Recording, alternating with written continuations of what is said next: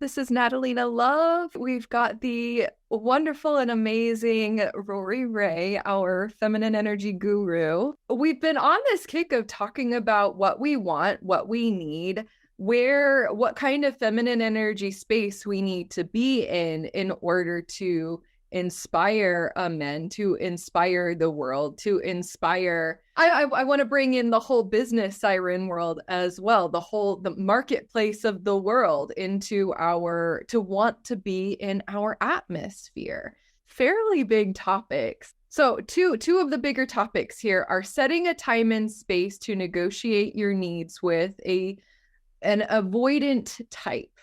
Maybe an avoidant type client or an avoidant type man. I think we're all kind of trying to avoid certain things. And it doesn't even need to be malicious or ill-willed at all. It's just we've all got stuff that we don't want to feel, we don't want to look at, we can't really be with in a moment. And yet when those moments come up, we need to feel our way beyond the loop of disconnect.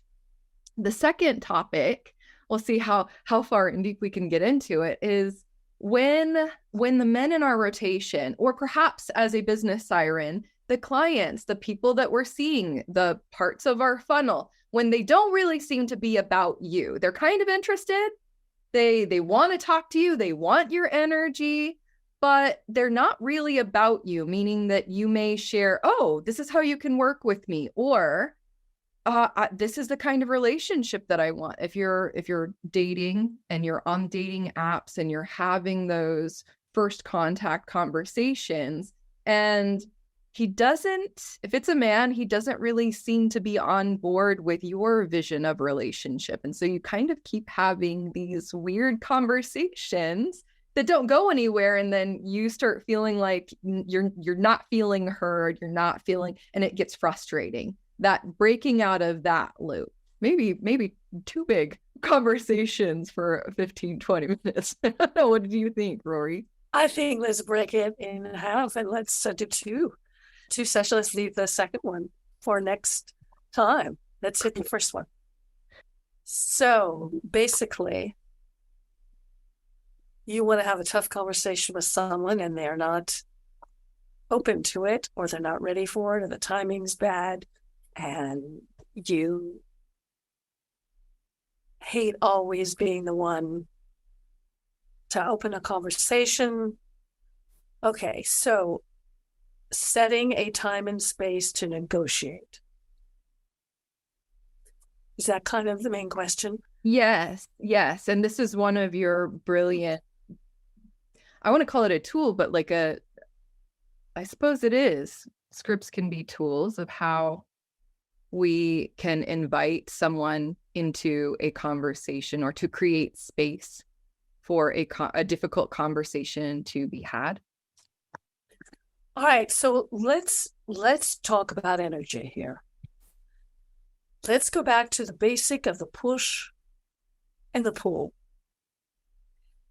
When we're really excited about something or we really want something, that doesn't necessarily mean we're in masculine push energy. It just means we're excited and feeling joy and feeling intense emotions within our own space that can actually be incredibly interesting and attractive. That can be incredibly interesting and attractive and magnetic to everyone, to customers, to clients, to your man, to your girlfriend, to everybody. So getting a bead on that feeling inside you is what will then determine the next way to pull that person towards you for that conversation. Because if you're always kind of looming over somebody, it's very hard to feel good about the conversation, even if you manage to get it started. So let's look at this. If I am, let's do with a scenario. Let's do the one that's really big all the time. We're having a good time. I am having trouble getting a commitment. We're kind of almost living together, maybe, but I don't hear marriage. I'm anxious to start a family. Blah, blah, blah, blah, blah. So what's going on, unless you can come up with a better scenario, maybe this is not general enough.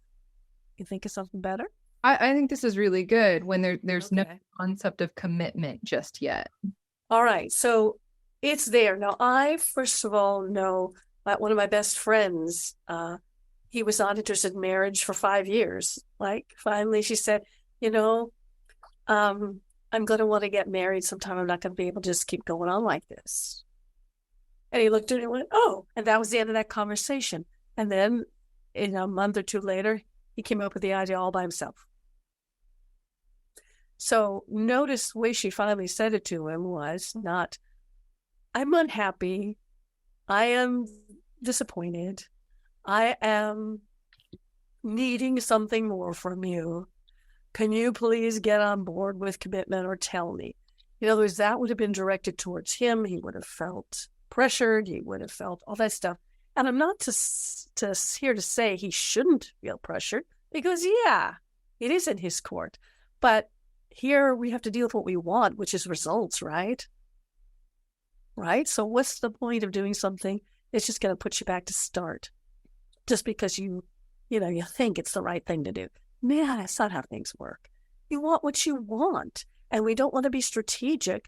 So the simple way to be when you got something tough or good or whatever is to stay within your own self. And you can kind of feel where your body is. And let's let your body, the form of your body, be the boundaries for the emotions. And you can have the hugest emotions, amazing, from fury to excitement to, this is what I picture for us. This is a whole different can of beans than being filled with, I'm pissed at you, being filled with, I'm disappointed in our situation. Can you tell the difference? Now I call the second one battleground arena. All right, so the difference between, let's imagine your whole body, the form of your body being the boundary of where the emotions are going. So you can have a huge amount of emotions and kind of be jumping up and down with excitement about, I want to live with you forever. I want to be married. I want to have a family and kids with you. Oh, this is a wonderful thing that I feel, which is a whole different emotional state than being filled up with, I'm so disappointed with you. I'm so angry that this is going this way. Can you see the difference? He is only going to react negatively, meaning he's going to defend himself with the push. Whereas if you're just jumping up and down with joy for what you want, he's going to get right into the action with you because he didn't do anything wrong, right? He gets to actually be told and informed what it is you want, and then he gets to make his own decision. So if you're waiting years, does do it. What the hell? Really, let's see what he does. But if you push and shove him with a disappointment right away, he's gone. So what we really want to talk about here is the pull is I'm jumping up and down in my own body with excitement and fun and good feelings about what I want, about what makes me feel good. And I'm expressing those things that have literally nothing to do with him. Literally, the idea, I want to be a mother. I just want to be a mother. You want to be my baby daddy, fine. But I want to be a mom. If you're not in the business, let me know. That's pretty straightforward, right? This is what I want. It has nothing to do with him. He either joins the party or he doesn't. It's different than, reasonably, I'm going to say that, my biological clock is ticking and you need to, all of a sudden he feels this weight on him. And yes, he may not be the kind of man who can handle that right away, if that's the style that he cannot handle. So why even bother with that? Why don't you stay with your want and get it early enough so that you don't fall into the battleground arena of disappointment and unhappiness and complaining to him? So it would look more like after 3 or 4 months of dating, and you're circular dating, you're dating him and you're dating other men. So there's no reason for any talk of commitment, period. You are not committed. And he says, why are you dating other guys? And you say, because, I don't want to put pressure on a relationship. I need, a real commitment I can sink my teeth into. This is what I want. That's all that conversation is. He goes home and he's unhappy. No, you can't date other guys. Well, if you know what you need to do, put that Beyonce all told us, put a ring on it. And that's not because, I just want to get married. It's because I want that whole experience. And I'm dating men so I can meet a man who wants the same experience I want.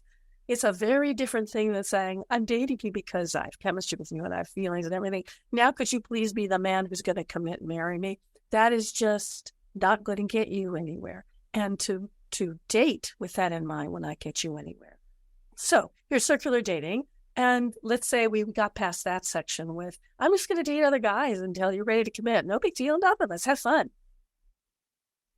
And then at some point, 7 or 8 months, let's say you're starting to feel strong towards him and you're starting to feel your own self get way too involved and you want to make sure that you're on the right track. That's a want. I want what I want and I can feel myself getting too attached to this man. I'm losing the circular dating. I'm too attached to this guy. So then you open up a different conversation, which is, hi. Listen, I've got a question here. You know me. You know that what I want is happy ever after, marriage, kids, and the whole package of stuff like that. And we never really discussed that or anything. So, what exactly are your intentions here towards me? What are they? I'm not in disappointment if I have not allowed myself to fall into overattachment. I'm actually gathering information, right? So at that point, that's what you say to him. Can you see it's in my own body?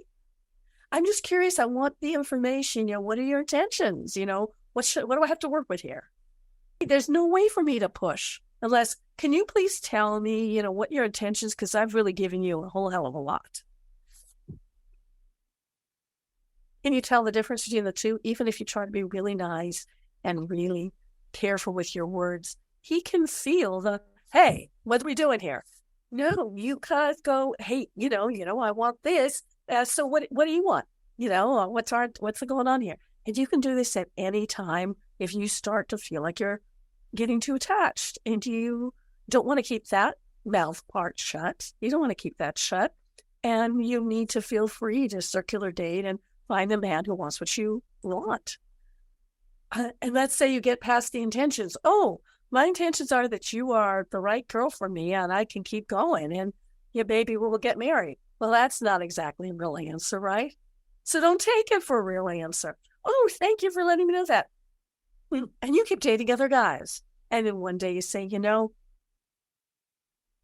I really noticed that nothing's happening and I'm not getting a ring and all this sort of stuff, which I don't want to complain about because, that's not getting me anywhere. However, I really noticed that I'm feeling really attached and I don't want to put this on you. I don't want to put that pressure on you.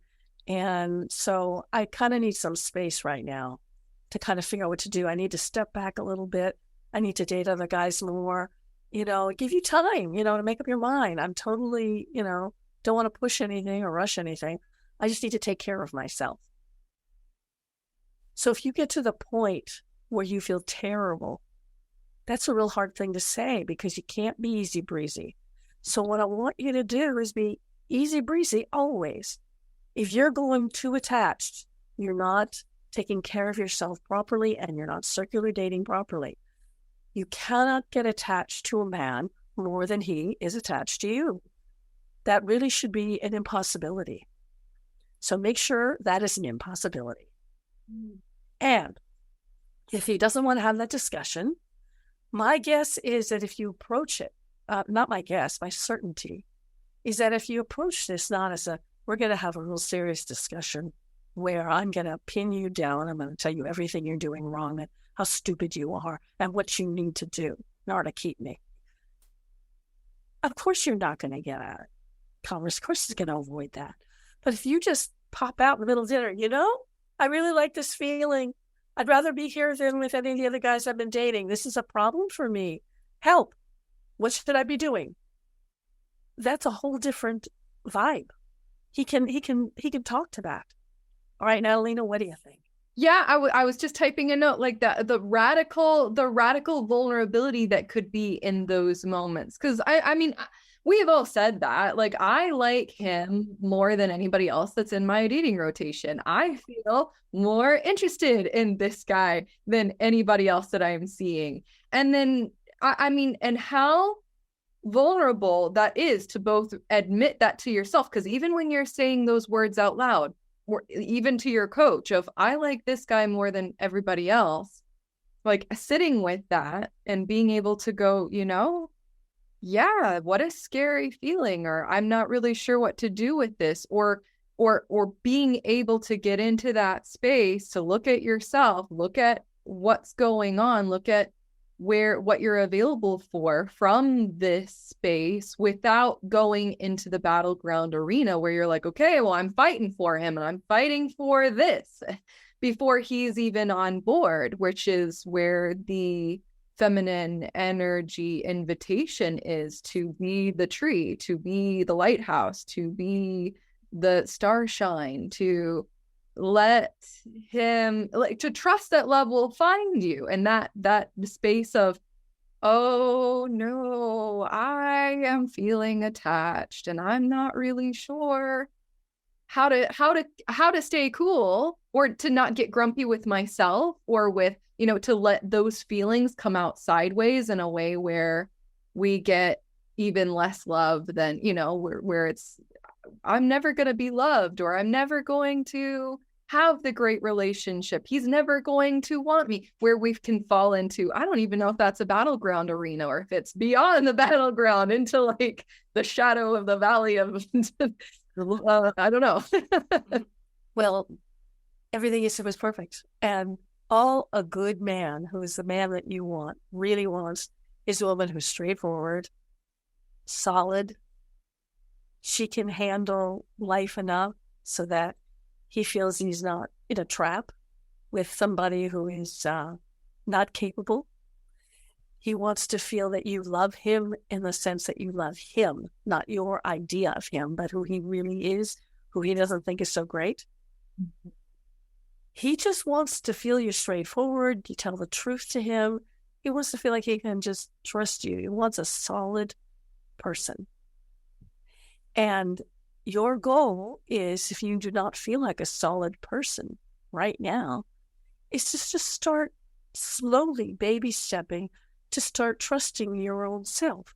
And that happens when you stop hiding stuff, when you stop lying, and when you stop not telling him what you're really feeling. Once you start opening your mouth and saying the important stuff and finding what that stuff is that has nothing to do with him, but as we just discussed, that has to do with what makes me feel joyful and what makes me feel good, that I don't have control over, but I want anyway, rather than try to get control over it by being nice or clever or some special way or dressing up or something. He's not looking for that. He's looking for a solid, honest, truthful, strong connection that he can just lean into, that he can also wrap his arms around, that he knows that when he wraps his arms around you, you feel better. So that is basically the whole thing. And let's say part number 2 for the next one. Yes. When the men, and I kind of feel like we still did talk some about this. You're just magic and wonder how you do all of it. When the men in our rotation don't really seem to be about you, like it's something's just not sticking, and feel yourself investing a lot more energy, and it's just not coming back to you. Possibly find yourself wondering, is this guy selfish? Let's do that for the next one, and call that part 2, or is he selfish? And I will just leave you to what we talked about today was about what really needs to be talked about, and how instead of talking about his part in the deal, if you can just learn to find your want and talk about that, with the good feelings that automatically come with imagining something you want, everything will get easy and people will want to talk to you, and high stakes conversations will seem not difficult. The second part, which we're going to do in the next run, is going to be about when he really doesn't have an ability, when he really is missing a spoke in his wheel, where he's really not up to the challenge. What do you do then? And how do you find out? And when do you stop poking that wheel? And what do you do about it? So it's a whole different setup, because we're assuming the man you're going to have the tough conversation with is being affected and impacted by you and the way you are approaching him, because you're approaching him from a complaint battleground place, which makes it harder for you to talk, and it makes it more difficult. Doesn't mean the value is still not there, but it makes it more difficult for you, and then you feel bad. Whereas if you approach him from what you want and what feels good, and you approach it in a very lean back way, you will shock him towards you. And the second piece we're going to talk about, of pulling people towards you who seem to not be about you, is that your lack of pull, or is it their lack of an ability? So next week. Awesome. Thank you, Rori. Thank you, Natalina. Bye-bye.